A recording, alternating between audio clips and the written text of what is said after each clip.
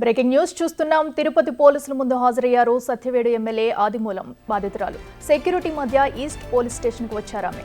తనకు ఆరోగ్యం బాగాలేదని, మరోసారి వైద్య పరీక్షలకు హాజరవుతానని పోలీసులకు చెప్పినట్టు సమాచారం.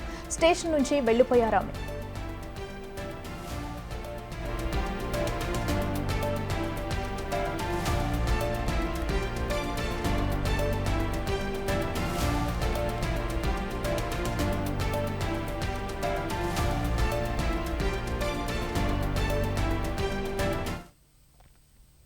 తిరుపతి పోలీసుల ముందు హాజరయ్యారు సత్యవేడు ఎమ్మెల్యే ఆదిమూలం బాధితురాలు. సెక్యూరిటీ మధ్య ఈస్ట్ పోలీస్ స్టేషన్కు వచ్చారామె. తనకు ఆరోగ్యం బాగాలేదని, మరోసారి వైద్య పరీక్షలకు హాజరవుతానని పోలీసులకు చెప్పినట్టు సమాచారం. అనంతరం స్టేషన్ నుంచి వెళ్లిపోయారామె. ఇక ఇదే అంశానికి సంబంధించి మరింత సమాచారం తిరుపతి నుంచి మా ప్రతినిధి దామోదర్ లైవ్ లో అందిస్తారు. దామోదర్, చెప్పండి, మరి ఆదిమూలం బాధితురాలైతే వైద్య పరీక్షలకు ఇప్పుడు హాజరు కాలేను, తర్వాత వస్తానంటూ కూడా పోలీసులకు ఒక స్టేట్మెంట్ అయితే ఇచ్చి వెళ్ళినట్టు తెలుస్తుంది. డీటెయిల్స్ ఏంటి? అఖిల, ఆదిమూలం బాధితురాలు మహిళా నాయకురాలు ఈరోజు ఉదయం 10:30 గంటల సమయంలో తిరుపతి ఈస్ట్ పోలీస్ స్టేషన్ వద్ద విచారణకు హాజరైంది. ముఖ్యంగా తిరుపతి ఈస్ట్ పోలీసులు ఆమెను వైద్య పరీక్షలు చేయించుకోమంటూ చెప్తున్న నేపథ్యంలో గతంలో 2 సార్లు వాయిదా వేసిన ఆమె ఈరోజు కూడా తనకు గుండె నొప్పిగా ఉంది, తర్వాత వచ్చి పరీక్షలు చేయించుకుంటానంటూ లిఖితపూర్వకంగా రాయించినట్లు తెలుస్తుంది. మొత్తం మీద అయితే వైద్య పరీక్షలు పూర్తిగానిదే, కేసు బలంగా ముందుకు వెళ్లే అవకాశం లేదని పోలీసులు చెప్తున్న నేపథ్యంలో ఈ వైద్య పరీక్షల కోసం పూర్తి స్థాయిలో అటు పోలీసు యంత్రాంగం ఒత్తిడి తెస్తున్న నేపథ్యంలో ఆమె ఈరోజు హాజరైనట్టు తెలుస్తుంది. పోలీసు బందోబస్తు మధ్య ఆమె హాజరైంది. ముఖ్యంగా ఇప్పటికే ఆమెకు సత్యవేడు నియోజకవర్గంలోని కేవీపురం మండలం కొత్తూరుకు చెందిన ఆమెకు అటు ఏదైతే పుత్తూరుకు సంబంధించిన పోలీసులు బందోబస్తు కల్పించారో ఆమె ఇంటి వద్ద, ముఖ్యంగా ఆమె ఇంటి వద్ద కూడా సీసీ కెమెరాలు ఏర్పాటు చేసి పోలీస్ పికెటింగ్ ఏర్పాటు చేశారు. పోలీసు భద్రత మధ్య ఆమె తిరుపతిలోని ఈస్ట్ పోలీస్ స్టేషన్కి హాజరైంది. ఈ సందర్భంగా సుమారు 10 నిమిషాల పాటు పోలీసులు విచారించారు. కేసులో ముందుకు పోవాలంటే ఖచ్చితంగా మీరు వైద్య పరీక్షలు చేయించుకోవాలంటూ కూడా ఆమెకు పోలీసులు చెప్పినట్టు తెలుస్తుంది. ఆమెకు మీరు ఏదైతే వైద్య పరీక్షలు హాజరు కాకపోతే అధికారికపూర్వకంగా నోటీసులు ఇస్తాము, ఆ తర్వాత హాజరు కాలేదంటూ కేసు మూసివేసే పరిస్థితి కూడా ఉంటుందని చెప్పడంతో ఆమె తనకు మరికొంత సమయం కావాలి, తనకు అనారోగ్యంగా ఉందంటూ కూడా చెప్పినట్లు సమాచారము. దీంతో లిఖితపూర్వకంగానే పోలీసులకు ఆమె తను మరోసారి వైద్య పరీక్షలకు హాజరవుతానంటూ లిఖితపూర్వకంగా రాయించినట్టు తెలుస్తుంది.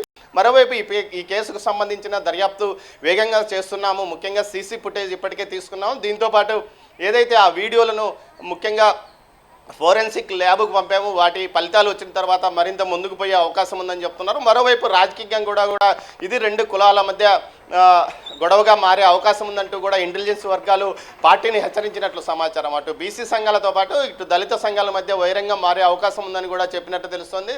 దీంతో నిన్న ఏదైతే ముఖ్యంగా సత్యవేడులో దళిత సంఘాలన్నీ ఒక సమావేశం ఏర్పాటు చేసుకుని ర్యాలీ నిర్వహించారు. అంబేద్కర్ విగ్రహం వద్ద వారు కొంతసేపు నిరసన కూడా తెలిపారు. ముఖ్యంగా దళితుడైన ఆదిమూలాన్ని ఈ విధంగా ట్రాప్ చేసి ఇరికించడంలో అన్ని టీడీపీలోని వర్గం, అది వైసీపీలోని ఒక సీనియర్ నాయకుడు పాత్ర ఉంది. ముఖ్యంగా వీరందరి మీద కుట్ర కోణంలో కేసు సుమోటోగా దర్యాప్తు చేయాలంటూ కూడా డిమాండ్ చేసి ఆ తర్వాత ఈరోజు వారు సత్యవేడు నియోజకవర్గంలోని 8 పోలీస్ స్టేషన్లలో అటు ఏదైతే బాధితురాలుగా చెప్పబడుతున్న మహిళా నాయకురాల మీదను, అదేవిధంగా వారి మరికొంతమంది మీద కేసు నమోదు చేస్తామంటూ ఫిర్యాదు చేస్తామంటూ కూడా చెప్తున్నారు.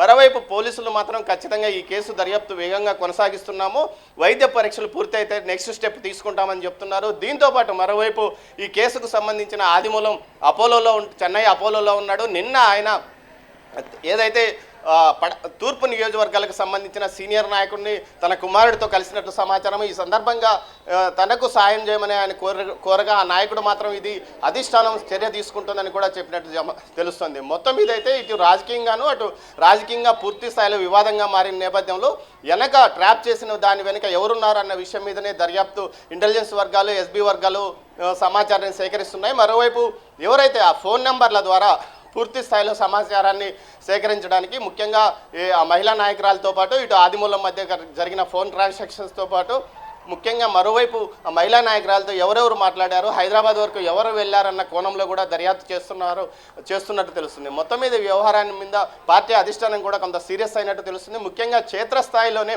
ఇంటెలిజెన్స్, ఎస్బీ వర్గాల వైఫల్యం వల్లనే ఈ విషయం బయటపడినట్లు, మొత్తం మీద ముందే ఎందుకు సమాచారం ఇవ్వలేదన్న విషయం మీద ఆగ్రహించినట్టు కూడా తెలుస్తుంది. అఖిల. ఓకే దామోదర్, అయితే మరి వైద్య పరీక్షలకు బాధితురాలు ఎప్పటిలోకి వస్తానంది? పోలీసులకు దీనికి సంబంధించి గడువు ఏమన్నా ఇచ్చారా? ఒకవేళ రాకపోతే ఎలాంటి యాక్షన్ తీసుకునే అవకాశం ఉందంటారు? అఖిల ఖచ్చితంగా వైద్య పరీక్షలు చేయించుకుంటే తప్ప కేసు నిలబడే అవకాశం లేదు కాబట్టి తాను ఖచ్చితంగా వైద్య పరీక్షలు చేయించుకుంటానంటూ తెలియజేసింది. దీంతోపాటు లిఖితపూర్వకంగా రాసిచ్చింది.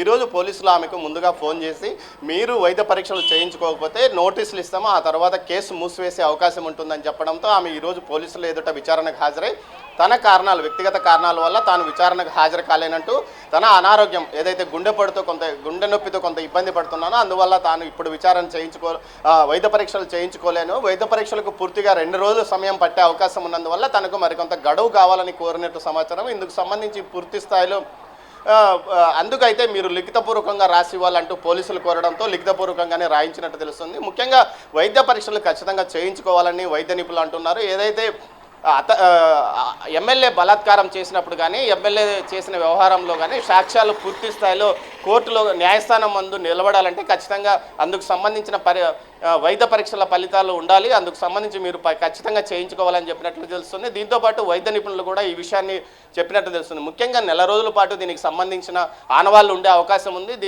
అందువల్ల ఖచ్చితంగా మీరు పరీక్షలు చేయించుకోవాలంటూ కూడా డాక్టర్లు చెప్పినట్టు సమాచారం. మొత్తం 2 రోజుల పాటు ఈ పరీక్షలు జరుగుతాయి కాబట్టి పూర్తి స్థాయిలో 2 రోజుల పాటు ఆసుపత్రిలో ఉండాలని చెప్పడంతో తనకు మరికొంత సమయం కావాలని ఆమె కోరినట్టు తెలుస్తుంది. అఖిల, మరోవైపు ఖచ్చితంగా ఈ కేసుకు సంబంధించి పూర్తి స్థాయిలో అటు పోలీస్ అధికారులు దర్యాప్తు వేగంగా కొనసాగుతుంది. ఏదైతే భీమాస్ ప్యారడైజ్ హోటల్స్కి సంబంధించిన సీసీ ఫుటేజ్ ఇప్పటికే తీసుకున్నారు. ఈమె వద్ద ఉన్న వీడియోలు, ఒరిజినల్ వీడియోస్ తీసుకొని వాటిని ఫోరెన్సిక్ ల్యాబ్కు పంపారు. ఫోరెన్సిక్ ల్యాబ్ ఫలితాలు సుమారు 15 రోజులు పట్టే అవకాశం ఉందని తెలుస్తుంది. మరోవైపు దీనికి సంబంధించి ఏదైతే ఆదిమూలం ఇప్పటికే తన ఒక సీనియర్ లాయర్ ద్వారా బెయిల్ కోసం ప్రయత్నిస్తున్నట్లు సమాచారము. అయితే బెయిల్ ఖచ్చితంగా వస్తుందని చెప్తున్నారు. అతని ఆరోగ్యము, వయసు రీత్యా. కాకపోతే ఇది నాన్ బెయిలబుల్ కేసు కాబట్టి ఖచ్చితంగా విచారణకు మాత్రం ఎమ్మెల్యే హాజరు కావాల్సి ఉంటుందని కూడా పోలీసులు చెప్తున్న పరిస్థితి. మొత్తం మీద అయితే ఈ కేసుకు సంబంధించి వైద్య పరీక్షలు పూర్తయిన తర్వాత ఏదైతే ఎమ్మెల్యేని పిలిపించి ఖచ్చితంగా విచారించే అవకాశం ఉందని తెలుస్తుంది. Akhila. Right Damodar, thank you.